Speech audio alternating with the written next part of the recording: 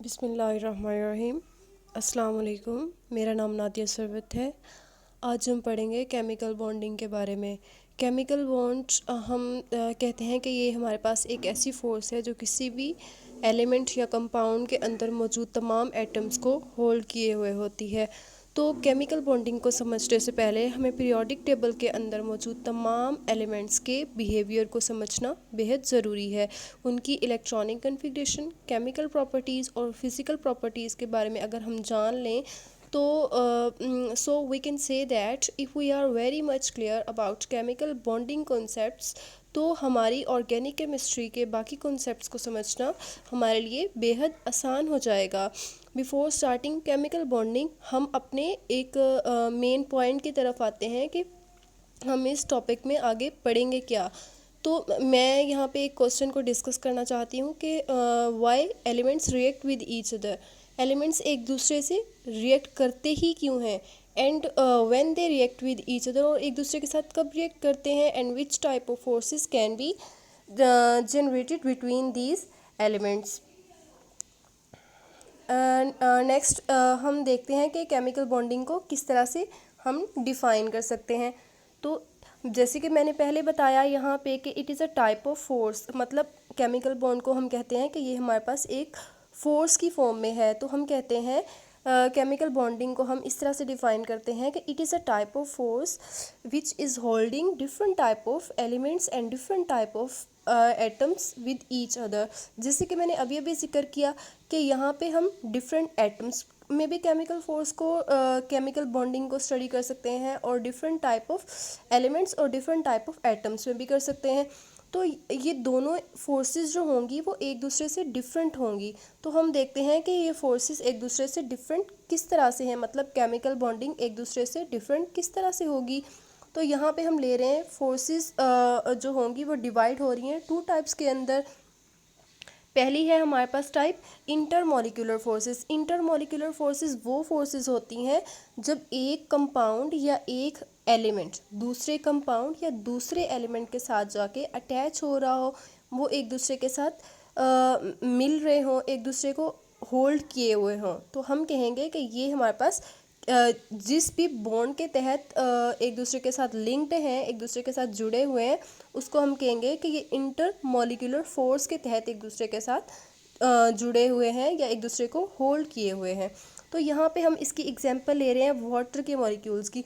Water का एक molecule दूसरे के हाइड्रोजन के साथ जाके अटैच हो रहा है यहाँ पे, और ये जो हाइड्रोजन है, हाइड्रोजन जब ऑक्सीजन के साथ जाके अटैच हो रहा है तो यहाँ पे डॉटेड लाइन के ज़रिए से एक बॉन्ड बन रहा है। उस बॉन्ड को हम नाम देते हैं हाइड्रोजन बॉन्ड का। ठीक है, मतलब कि एक वाटर के केस में एक वाटर का मॉलिक्यूल दूसरे वाटर के मॉलिक्यूल के साथ जब अटैच हो रहा है, उसके नतीजे में हमारे पास जो बॉन्ड आ रहा है उसको हम नाम देते हैं हाइड्रोजन बॉन्ड का।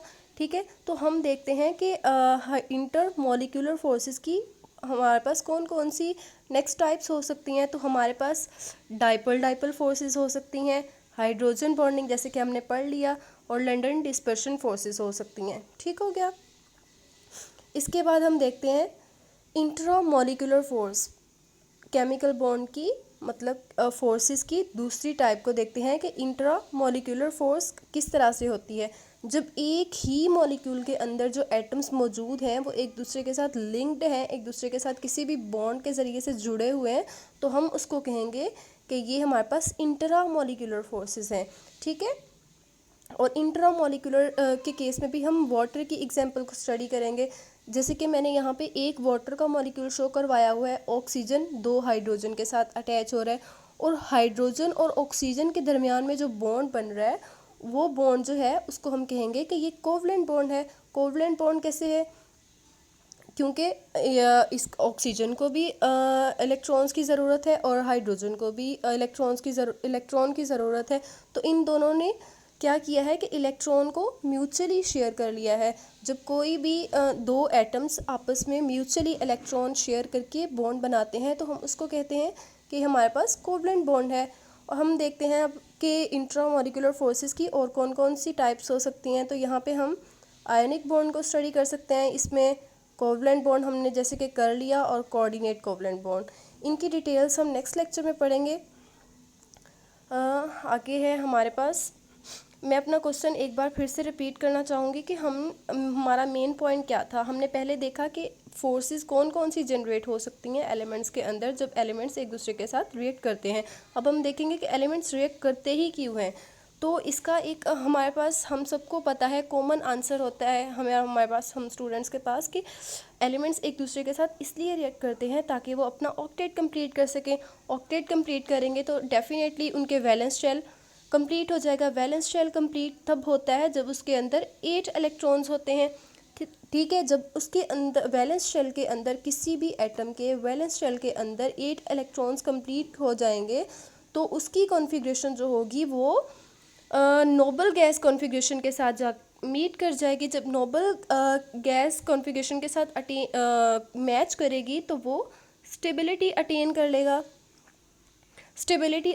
लेगा, ठीक है। तो हम कहते हैं हमारे पास कॉमन आंसर इस क्वेश्चन का ये होता है कि कोई भी एलिमेंट्स या कंपाउंड या एटम्स एक दूसरे के साथ रिएक्ट इसलिए करते हैं ताकि वो अपना ऑक्टेट कंप्लीट करके स्टेबिलिटी अटेन कर सकें। जैसे कि हम यहाँ पे एक एग्जांपल लेते हैं सोडियम की और क्लोरीन की। सोडियम की जब हम वैलेंस शेल इलेक्ट्रॉनिक कॉन्फ़िगरेशन देखते हैं तो उसके अंदर एक इलेक्ट्रॉन है, जैसे कि 3s1 इसकी वैलेंस शेल इलेक्ट्रॉनिक कॉन्फ़िगरेशन है, और क्लोरीन के केस में 3s2 3p7, मतलब इसमें भी एक इलेक्ट्रॉन की डेफिशिएंसी है, क्लोरीन में भी और सोडियम में भी है।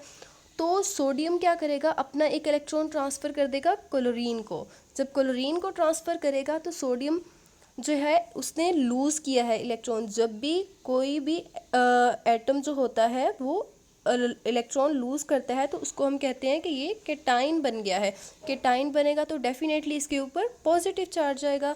इसी तरह से क्लोरीन ने इलेक्ट्रॉन गेन किया है। जब इलेक्ट्रॉन इसने गेन किया है तो हम उसको कहते हैं कि ये एनाइन बन गया है। जब एनाइन बनेगा तो डेफिनेटली इसके ऊपर भी नेगेटिव चार्ज आएगा। ठीक हो गया।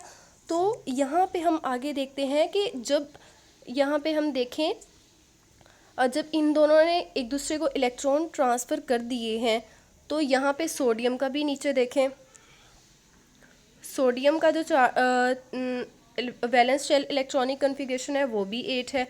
यहाँ पे क्लोरीन के अंदर भी 8 ही इलेक्ट्रॉन्स हैं। तो हमारे पास ये क्वेश्चन एक राइज होता है कि दोनों के जब ऑक्टेट कंप्लीट हो चुके हैं, जैसे कि हम पीछे कह रहे थे कि ऑक्टेट कंप्लीट करने के लिए ये एक दूसरे से रिएक्ट करते हैं, तो यहाँ पे क्वेश्चन ये आता है कि जब ऑक्टेट ही कंप्लीट हो गया है तो दोनों सोडियम और क्लोरीन जो हैं या क्लोराइड आयन या सोडियम आयन जो हैं वो एक दूसरे के साथ रिएक्ट करके सोडियम क्लोराइड बना क्यों रहे हैं। तो यहाँ पे हम कहेंगे कि यहाँ पे हमारे पास एक और फैक्टर ऐड हो जाता है। वो कौन सा फैक्टर है, वो है हमारे पास पोटेंशियल एनर्जी।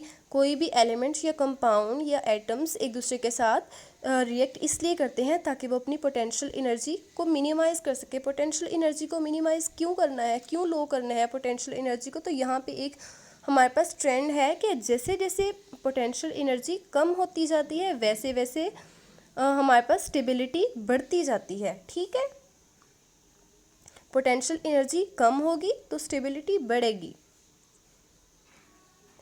इसी तरह से हम इसकी एक एग्जांपल ले लेते हैं पोटेंशियल एनर्जी की, कि हमारे पास दो ऑब्जेक्ट्स हैं हम कंसीडर कर लेते हैं कि हमारे पास दो बॉल्स हैं। एक बॉल को हमने रख लिया है हाइट पे, दूसरी को हमने रख लिया है ग्राउंड स्टेट पे। ठीक है, तो मैं यहाँ पे आपसे पूछ सकती हूँ ना कि कौन सी बॉल की जो होगी पोटेंशियल एनर्जी वो कम होगी। तो यहाँ पे डेफिनेटली यहाँ पे जो ग्राउंड स्टेट में बी वाली बॉल है उसकी पोटेंशियल एनर्जी जो होगी कम होगी। जब उसकी पोटेंशियल एनर्जी ही कम है तो उसकी स्टेबिलिटी क्या होगी, ज़्यादा होगी। So we can say that atoms और molecules react with each other to minimise its potential energy. तो हम कह सकते हैं कि एटम्स और मॉलिक्यूल्स एक दूसरे से रिएक्ट करते ही इसलिए हैं ताकि वो अपनी पोटेंशियल एनर्जी मिनिमाइज़ कर सके। जैसे वो पोटेंशियल एनर्जी मिनिमाइज़ करेंगे तो उनकी स्टेबिलिटी जो होगी वो बढ़ जाएगी। हम यहाँ पे नेक्स्ट एक एग्जांपल देख रहे हैं सोडियम आयन की और क्लोराइड आयन की। हम इन दोनों को आपस में रिएक्ट करवाते हैं। जब दो आयंस आपस में रिएक्ट करते हैं तो इनके दरमियान में इलेक्ट्रोस्टैटिक फोर्सेस जनरेट हो जाती हैं। इलेक्ट्रोस्टैटिक फोर्सेस कौन सी फोर्सेस होती हैं? वो ऐसी फोर्सेस होती हैं जो दो आयंस के न्यूक्लियाई को एक दूसरे से करीब लेके आती हैं, और ये इलेक्ट्रोस्टैटिक फोर्सेस तब तक करीब लाएंगी इन दोनों न्यूक्लियाई को जब तक इनकी मिनिमम एनर्जी वाला पॉइंट नहीं आ जाता इन दोनों न्यूक्लियाई के दरमियान। और जहाँ पे इन दोनों न्यूक्लियाई के दरमियान मिनिमम पोटेंशियल एनर्जी वाला पॉइंट आएगा, वहाँ पे इन दोनों न्यूक्लियाई के दरमियान एक स्पेसिफिक डिस्टेंस रह जाएगा। ठीक है, दोनों सोडियम के न्यूक्लियाई के दरमियान और क्लोराइड के न्यूक्लियाई के दरमियान एक डिस्टेंस रह जाएगा। उस डिस्टेंस को हम नाम देंगे बॉन्ड लेंथ का। ठीक है, बॉन्ड लेंथ हमें पता है, दो न्यूक्लियाई के दरमियान के डिस्टेंस को हम कहते हैं। ठीक है, यहाँ पे हम नीचे डिस्कस कर लेते हैं पोटेंशियल एनर्जी और रेडियस मतलब कि दो न्यूक्लियाई के दरमियान का जो डिस्टेंस है वो इन दोनों के दरमियान में हम एक ग्राफ देख लेते हैं।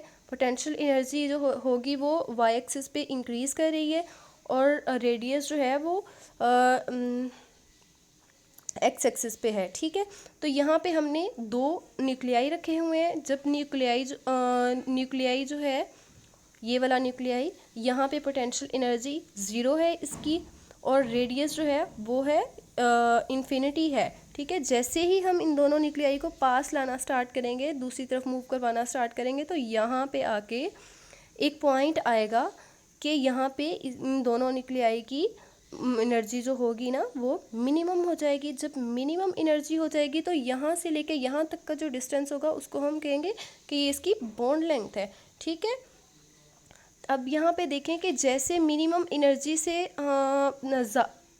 एनर्जी वाले पॉइंट से आगे की तरफ इसको लेके जाते हैं, मज़ीद दोनों न्यूक्लियाई को करीब लाते हैं, तो इनके दरमियान पोटेंशियल एनर्जी जो होगी इनकी वो बढ़नी स्टार्ट हो जाएगी। जैसे कि एक कर्व ऊपर की तरफ जा रही है, जब ऊपर की तरफ जा रही है तो ज़ाहिर बात है कि पोटेंशियल एनर्जी इंक्रीज़ हो रही है। ठीक है, तो हम मिनिमम पॉइंट तक दो न्यूक्लियाई को एक दूसरे के करीब लेके आएंगे और उन दोनों न्यूक्लियाई के दरमियान का जो डिस्टेंस होगा मिनिमम एनर्जी पोटेंशियल एनर्जी वाले पॉइंट पे, वहाँ पे हम उस डिस्टेंस को कहेंगे कि ये हमारे पास बॉन्ड लेंथ है।